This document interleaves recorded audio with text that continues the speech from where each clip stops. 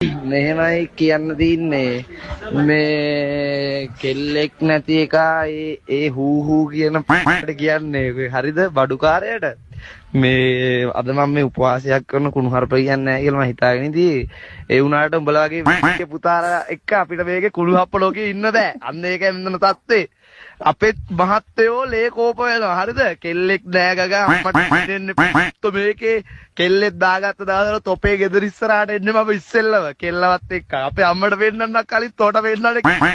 තෝ දැනගනි ඉබ්බේ ලේ කෝප වෙලා මම කතා කරන්න උපවාසය අද නවත්තනවා හෙට කරනවා ඒ වුණාට මේක මතක තියාගන්න මහින්ද නෙවෙයි